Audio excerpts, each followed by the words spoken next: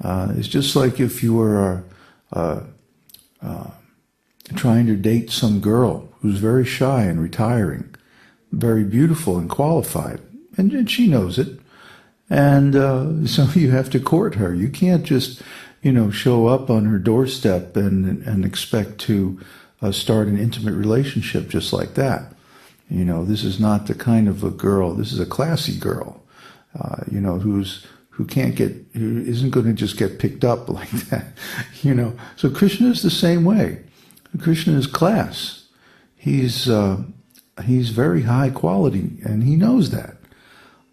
So you're not just going to show up at the temple one day and say, "Okay, Krishna, you and me are an item."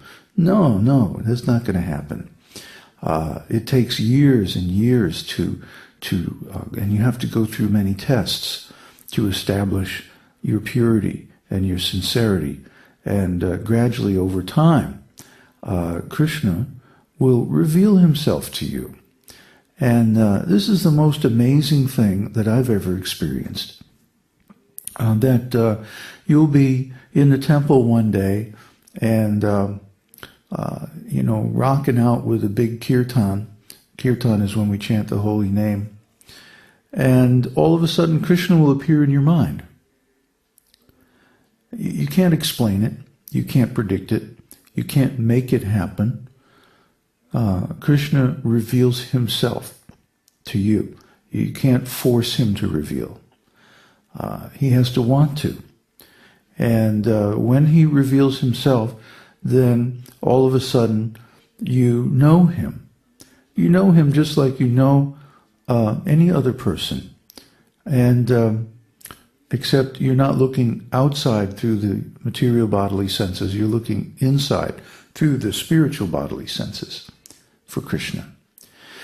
And Krishna can reveal himself to anyone. He doesn't have to, you don't need to have a degree in Sanskrit before Krishna will reveal himself.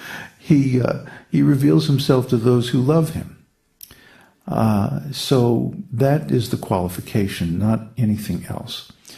And he chooses you. You don't choose him. In other words, the way in which Krishna will reveal himself, the form in which he'll reveal himself, the particular pastimes and moods in which he reveals himself. This is not something that you can choose in the sense of, pick one from column A, one from column B. No, it doesn't work that way. It's that you make yourself available to Krishna by surrendering, and then Krishna reveals himself to you in the way that he wants to be loved. And then we serve him like that. And that's real spiritual love. So, of course, Krishna, being perfect in every way, is also the perfect lover. So he's not going to force us to love him in a way that's unnatural for us.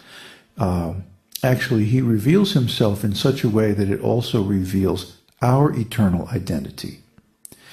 The problem with us is that if we try to choose, if we try to pick how we're going to relate to Krishna, we may choose wrongly. In fact, we will almost guaranteed to choose wrongly. Oh, I want to be Krishna's friend, just like Arjuna.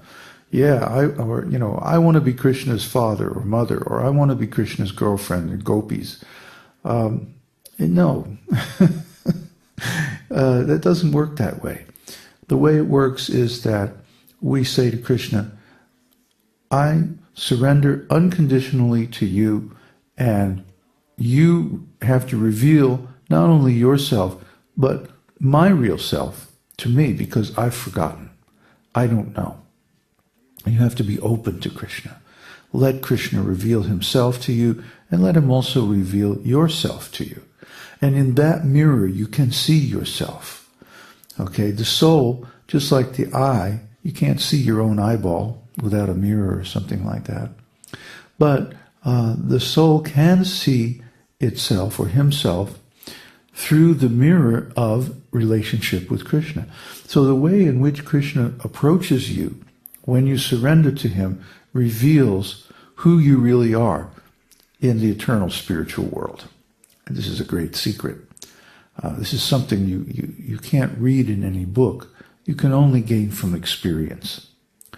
So my experience was that when I went to India, I went to all the most holy sacred places of India, not Benares, not even Rishikesh, but I went to the really esoteric holy places of India like Vrindavan and Badranath, Bhadarikashar, and Mayapur, Navdvip, places where the most recent avatars, Krishna himself, and Lord Sri Chaitanya Mahaprabhu, and Vyasadeva had their pastimes.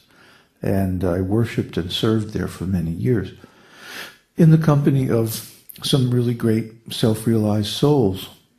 But even that wasn't really what did it. And what really did it was desiring to love Krishna the way that I would want to love my own dearest friend.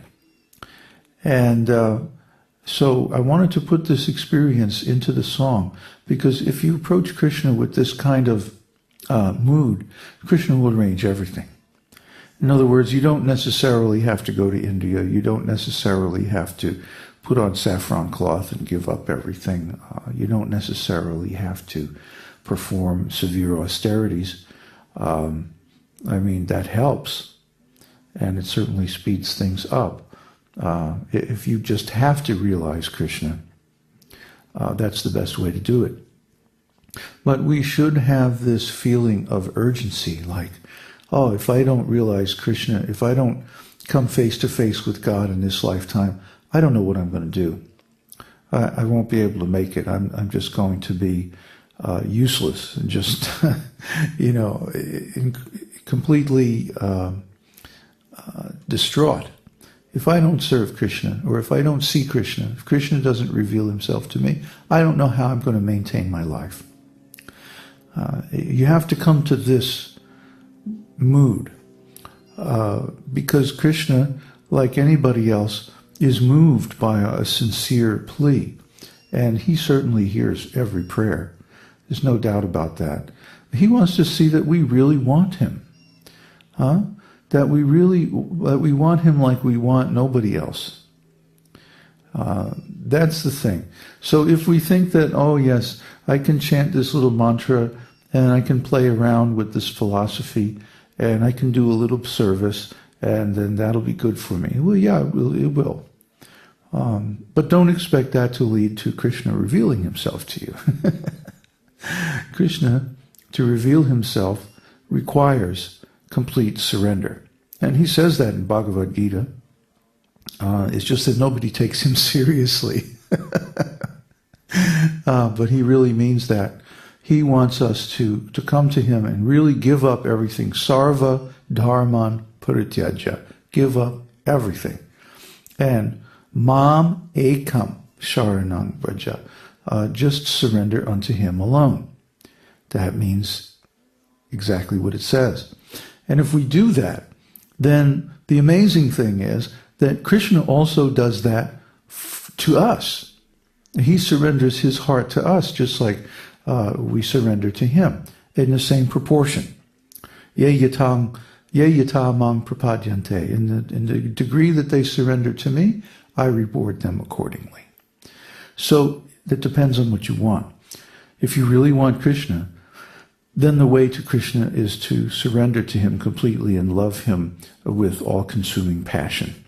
That's the message of Lord Sri Chaitanya Mahaprabhu, and that is the way to realizing our perfect bodies.